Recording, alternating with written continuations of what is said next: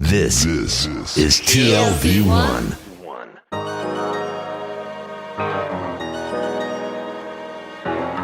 The Tel Aviv Review. Hello and welcome to the Tel Aviv Review. I'm your host, Gilad Halpern. Every week we bring you conversations with authors about the books and research and other things that we like. And if you like us, please consider becoming a Patreon supporter by going to our homepage, that's tlv1.fm/Tel Aviv Review. Scroll down to the bottom and click the big red button that says Patreon, click and support us. Some of you have been doing this for months and years, and we cannot thank you enough. My guest today is a lecturer at Durham University's School of Government and International Affairs. His first book, Understanding Territorial Withdrawal, Israeli Occupations and Exits, has just been published by Oxford University Press. The book looks at 5 cases of Israeli occupation and the withdrawal, or lack thereof, from them.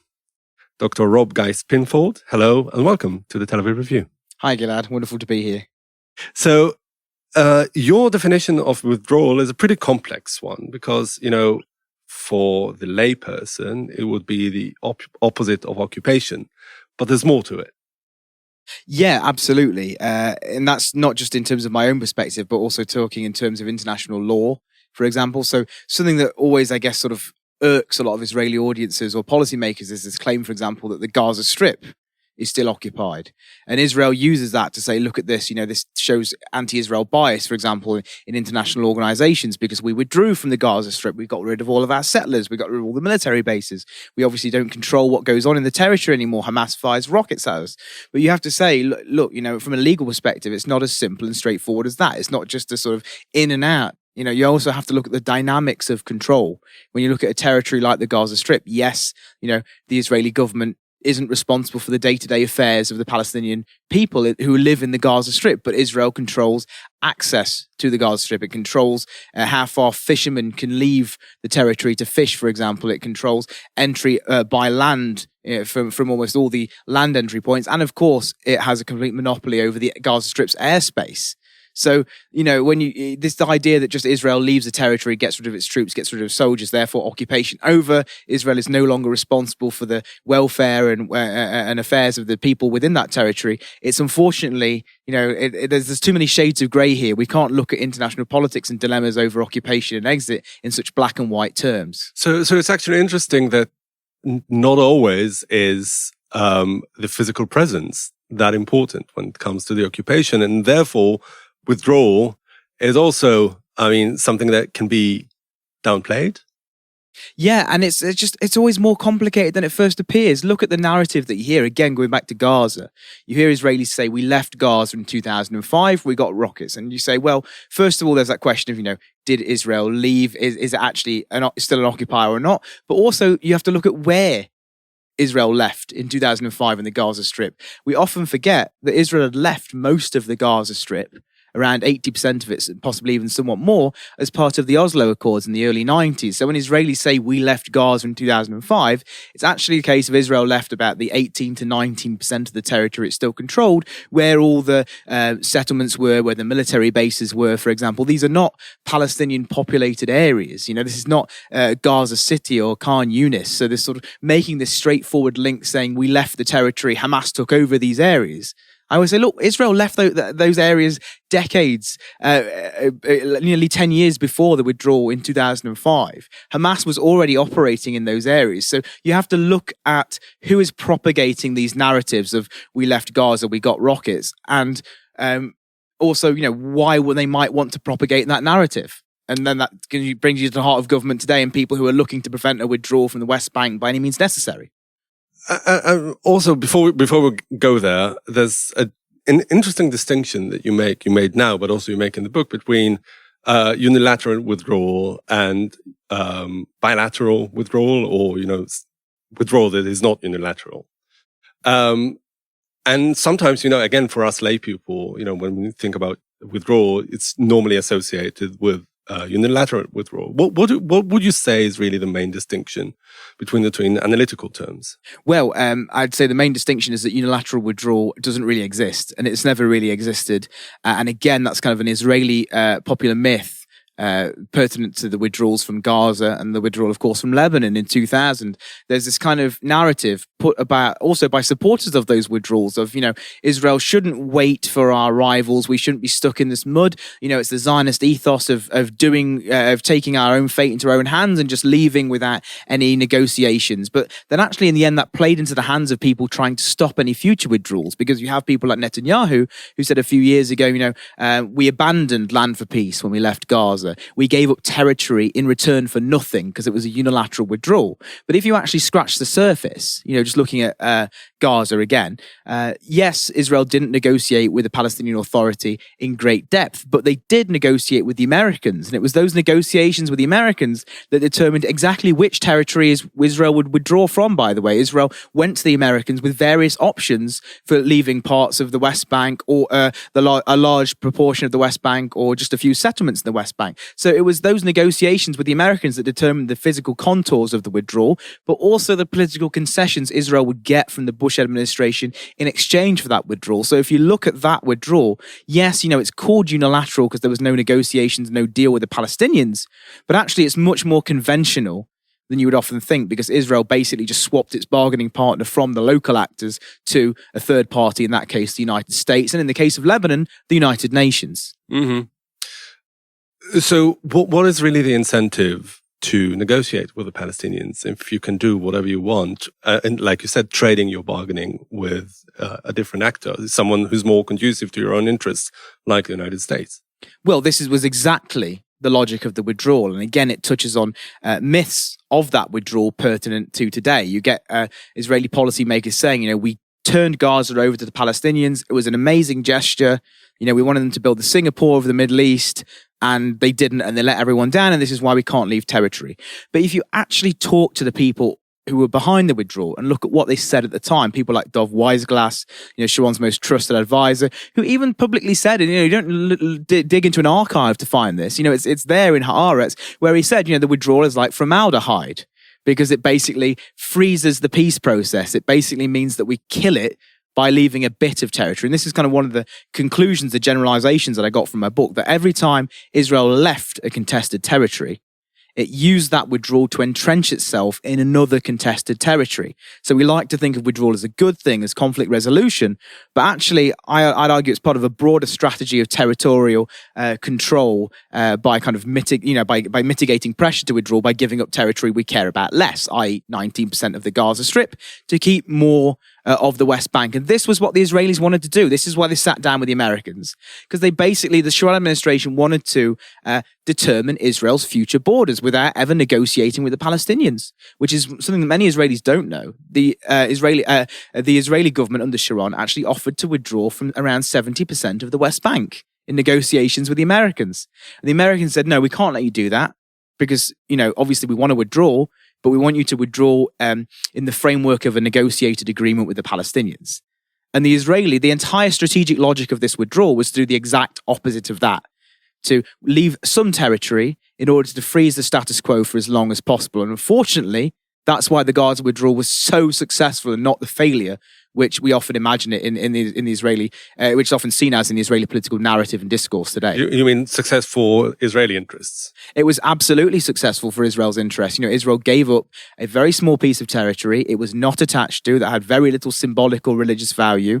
Again, like I said, a territory they'd left the vast majority of it already and showed little intent to control it, in order to entrench themselves in the West Bank, in those parts of the West Bank that Israel really cares about, and to freeze the conflict for as long as possible, to basically to deflect pressure to negotiate with the Palestinians. So, from your research into archival material on the interviews that you've done, do you think that it was really a premeditated strategy?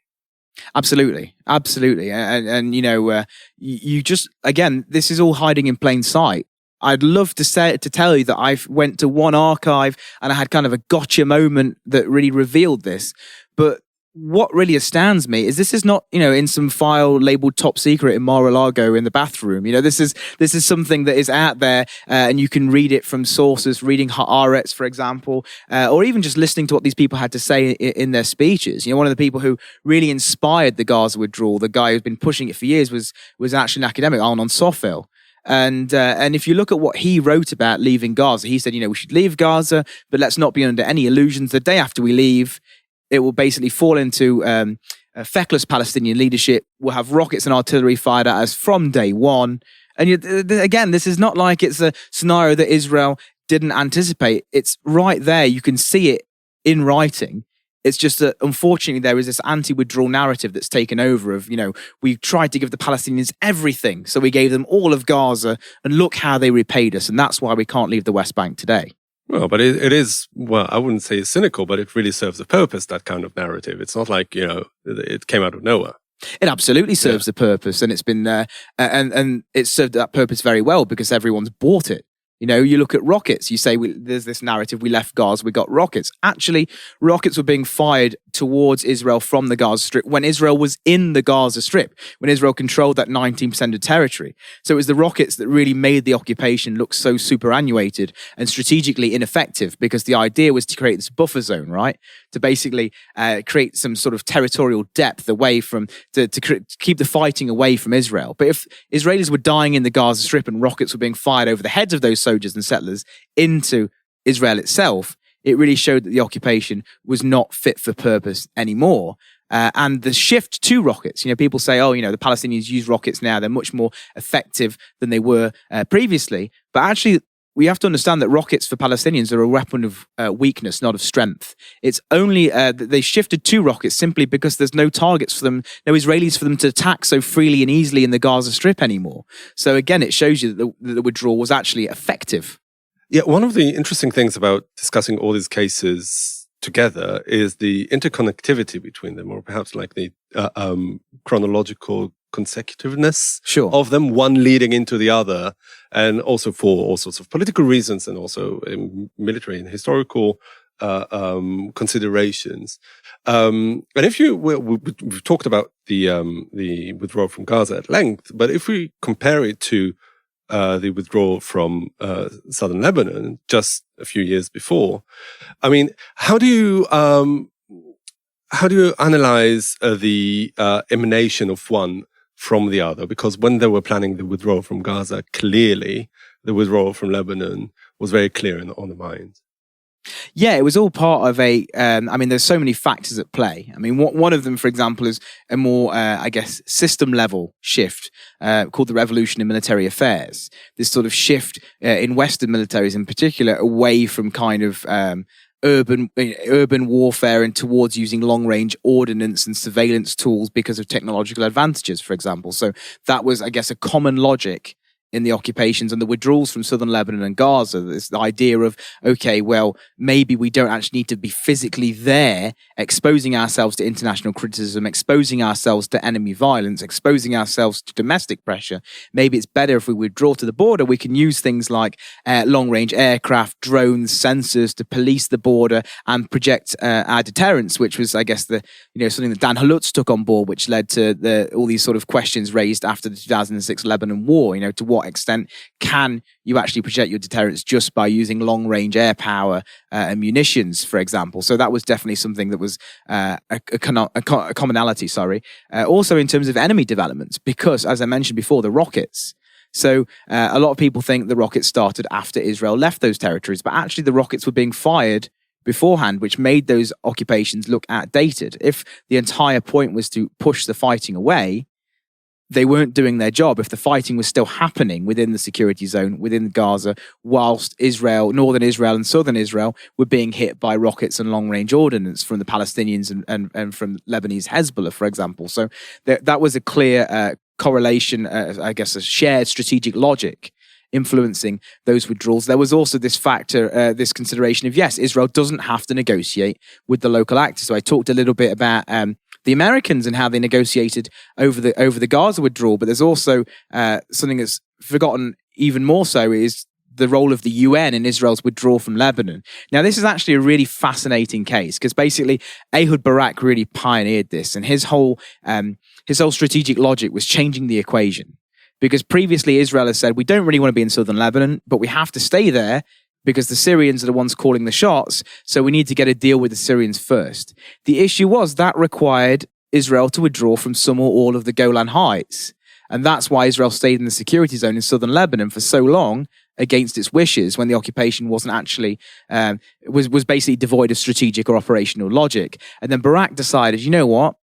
If we leave southern Lebanon, there'll be less pressure on us to reach a deal with the Syrians over the Golan Heights. So again, it's that dynamic of leaving one territory to entrench yourself in another. So just as with the Gaza withdrawal, Israel left the Gaza Strip in order to entrench itself in certain parts of the West Bank, Israel also left southern Lebanon in order to entrench itself in the Golan Heights, which is why the withdrawal, by the way, was supported by not just the government led by Ehud Barak, but also the opposition led by a guy called Ariel Sharon, who then obviously pioneered the Gaza withdrawal a few years later. So there are clear links in terms of logic between the two of them. And particularly the UN's role in Lebanon is really important, because the UN gave Israel that stamp of legitimacy, saying that, yes, Israel has left Lebanon. We can verify that Israel has left Lebanon. And then a few years later, Barak got what he wanted because Syria was pressured to also end its occupation of Lebanon. Mm-hmm. But if you look at the two withdrawals from Lebanon and Gaza, I mean, you paint a very convincing picture about how one is used in order to entrench its presence elsewhere. But if you look at the end result, and that is, you know, the security, the physical security along these borders, there's a very different picture between Gaza and Lebanon. Gaza keeps flaring up every couple of years, and the border with Lebanon, barring a few instances, one of them a big one, the Second Lebanon War, has been pretty quiet over the last quarter of a century almost. What do you think accounts for the difference? I mean, we've heard from you just now about all the similarities and the same sort of logic that led to both, but at the end of the day, such a tremendous difference. I think the key difference is less to do with the withdrawal itself and more to do with the status quo post-withdrawal. So in Lebanon, as I mentioned, you have the UN say, yes, we can verify that Israel has left southern Lebanon. It's no longer there. It's no longer occupying the territory. As we discussed at the start, that's not the case with the Gaza Strip. Israel continues to squeeze the Gaza Strip, right? This is a very, very economically deprived region. It's very, very densely populated. So I think Israel's main issue here is it kind of backs itself into a corner. You know, it says we don't want to occupy the territory anymore, but there is this sort of grey area of Israel kind of continuing to control large aspects of what's going on in the territory, specifically what goes in and goes out of the territory, for example. So I think it's a case of the status quo being less stable in the Gaza region. You know, obviously Hamas is in charge of that territory, but it has far fewer options and logistical freedom than, for example, Hezbollah does in Lebanon. And it's that squeeze that makes the region, the territory more volatile today. Do you think that there was something that Israel could have done to stabilize the status quo better? I mean, or was it pushed aside in order to make sure that they can entrench their, for the greater cause of entrenching their presence in the West Bank? I think Israel could have done a lot more with regards to the Gaza Strip. I mean, one of the issues is that they basically just expected to hand over the territory to the Palestinian Authority. And as I said, there was kind of a suspicion that the Palestinian Authority would not be up to the task of governing. And Israel kind of made that more likely to come true and influence the status quo today by not actually coordinating or working with the Palestinian Authority to a great degree, basically just leaving the territory and just hoping that something good might happen. But going back to what you said earlier about being a premeditated strategy, sure. I mean, this is great for Israeli interests as long as they are staying in the West Bank, because, you know, this is what really effectuated the split in the Palestinian Authority, the division between Hamas and Fatah, to an extent that there's not one single interlocutor to negotiate with. Correct. You know, Israel gets to really have its cake and eat it in this case. You know, as you rightly mentioned, you know, the Palestinian Authority, the Palestinian national leadership is now divided, meaning that Israel can make the case that, look, we've got no one with whom to negotiate. But then Israel, on the one hand, will say, we don't talk to Hamas. We can't include Hamas in the peace process because they're terrorists. Are Hamas really terrorists anymore? Or are they basically a state, you know, for all intents and purposes, because they're basically, Israel holds them responsible for what goes on in Gaza, for what gets fired out of Gaza. Israel negotiates with them via Egyptian mediators in order to maintain these truces and ceasefires. In the last flare-up, we saw Hamas not get involved. It was just between Israel and Islamic Jihad, for example. So there is a bargaining equation between Israel and Hamas. There are negotiations between Israel and Hamas. Yet at the same time, Israel keeps up this veneer of we can't talk to terrorists, we can't involve them in the peace process, which is, I mean, somewhat hypocritical would be an understatement, because, we're completely fine to negotiating with them and working with them when it comes to maintaining the status quo in Gaza, apart from when we have to, to use this horrible sort of counterinsurgency phrase that Israeli military echelons like to echo, to mow the lawn, basically, to use military force to perpetuate the status quo. Mm-hmm. Yeah, because this is really, all eyes are on the prize, and the prize is maintaining the status quo and refraining from a meaningful negotiation towards a final settlement. Yeah. So if taking into account everything that you say about this notion, this myth, I don't know, of land for peace, do you think that it's really all a charade and always has been, that Israel never really meant to implement it, but also, like, all the withdrawals show, or the lack of the withdrawals show, that it was always done in a very ad hoc sort of situation rather than a grand scheme? I actually think it was always done as part of a grand scheme, though it was dealt with on a case-by-case basis. That was because of a clear strategic design. I don't want to give you sort of a definitive answer and say, yes, this was all part of a Israeli deception, because I think Israeli policymakers have for decades struggled with this dilemma of, we do actually want peace, we do actually want land, and we kind of need to balance between, the two. And a lot of the time it's been Israel seeking peace on its own terms. So just to go back to, you mentioned land for peace. If you actually look at the resolution 242 that spells out this land for peace paradigm, I always show this to my students. It calls on Israeli withdrawal from territories occupied in the recent conflict. And this was a clear, it was deliberately ambiguous. It's a classic example of British and American diplomatic ambiguity. Originally they wanted to put that Israel should withdraw from the territories, i.e. all the territories it captured in the June 1967 Six-Day War. The Israelis said, absolutely not. We want to withdraw from some territory in exchange for peace.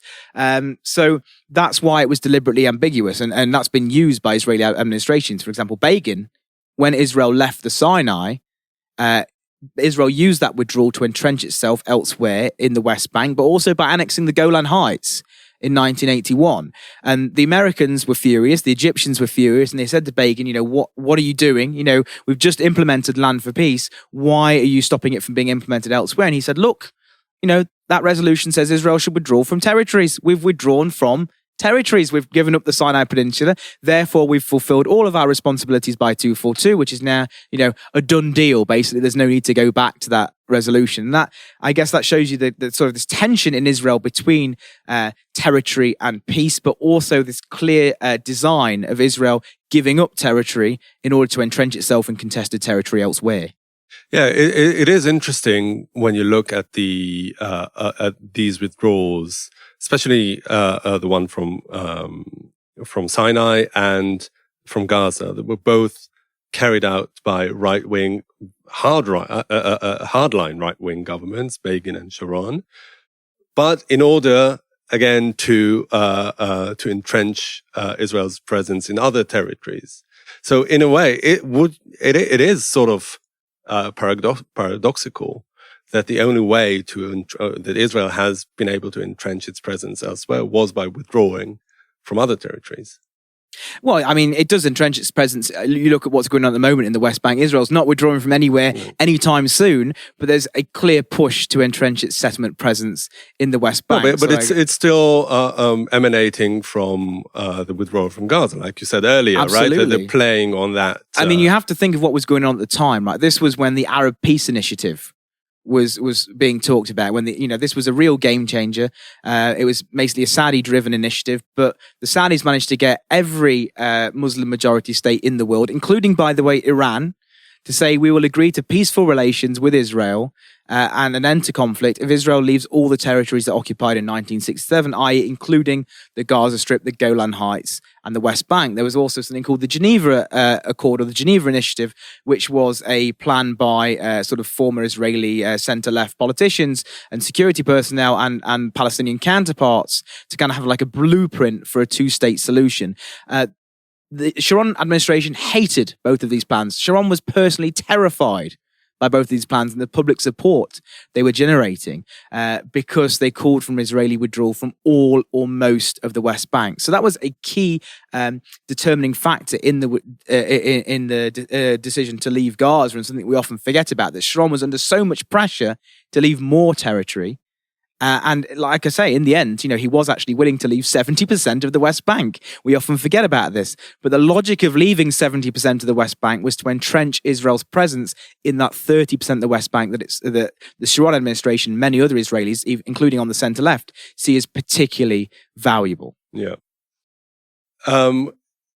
Israel's history offers really so much empirical data for your study, to the extent that I asked myself, which came first? Did you want to study Israel or did you want to study withdrawal? Because as you're right, I mean, there's, even for studying withdrawal, this one state case is more than enough. Well, I really, if you look in the book itself, I really kind of bent over backwards to try and justify why studying Israel is good for a study of territorial withdrawals. And this is something that got me a lot of flack, particularly from Israelis more than anyone else, because I had so many Israeli academic colleagues say to me, look, Israel is a unique case. You can't compare it to anything else. We are kind of, completely incomparable with any other case study anywhere. It doesn't matter what you're looking at, whether that's tax policy or occupations or foreign policy, you can't compare Israel. And actually, that kind of really gave me a lot of sleepless nights as a young PhD student. But when you actually scratch the surface and look at this narrative of we are exceptional, you see that actually this is actually a very unexceptional narrative, that there are plenty of countries where people say we are exceptional, you can't compare us to anywhere else. You look at America, for example. I teach a course on grand strategy, which tends to be very US-centric, and there are so many scholars saying, look, the US is a unique hegemon in the world. It has its unipolar moment, so it can't be compared to any other great powers in history. You look back on Britain during the Victorian era, there was this common perception that the British Empire is going to last forever because it's so unique in its power and the amount of territory that it controls. Wasn't the case. Actually, a lot of the time, there are similarities that you can draw. And the Israeli case study is so rich for that because you can get, one milieu. You look at Israel, you get this consistency of a single case study, but Israel has so many instances of occupation and exits. And as I say, some of those occupations have ended in exits, some of them haven't. Yeah, exactly. There's a lot of room for internal comparison on top of external comparison, between cases within Israel and cases elsewhere. And a couple of cases that you discuss in the book that are not Israeli are the American occupation in the Caribbean. On the island of Hispaniola. Yeah, yes. And Haiti and the Dominican Republic. Correct. Right? In the 1920s and 30s. How did this come about, and what does it do there? Well, a lot of people said to me, why don't you look at the US occupation of Iraq and Afghanistan? But to be honest, this book, I started it when I was a PhD student in 2014. So simply, the reason I didn't look at any more contemporary manifestations of American occupations, for example, is that they were going on at the time when I wrote the book, and I'd have to basically chop and change and edit. And when you look at archives and sources, a lot of these things only become obvious several years, possibly even decades after the event. So the good thing about the occupations and withdrawals from Haiti and the Dominican Republic was that they took place long enough ago that I had that comparative potential. And I also wanted to focus on the US because Israel is a small state, right? Mm-hmm. The US is a great power. It's like two very different case studies of an occupier. And I wanted to see what were the similarities and divergences, and whether the sort of generalizable points that I identified in the Israeli case also manifested in the case of the US. And they did. And I thought it was a good time period looking at those occupations, as I say, in the 20th century, Because yes, they happened a while ago, but they're still in the 20th century. And often with the literature, you see this term occupation thrown around willy-nilly. It's kind of like terrorism. It's a term that you apply to things or people doing things that you don't like.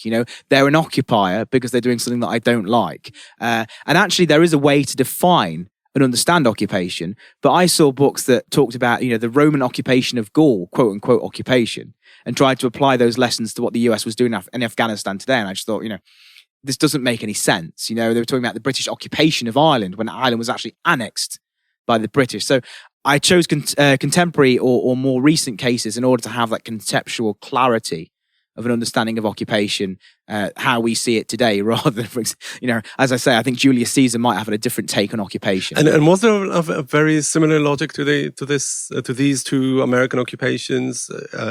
When you compare them to Israel, I mean, were all these Israelis that castigated you for choosing it just to focus on Israel, were they wrong? Is it really Israel not that unique? Israel is not that unique, is the long and short of it. Israel is unique just for the amount of times it has occupied territory in the 20th and 21st century, in that is normally rarer than in the Israeli milieu.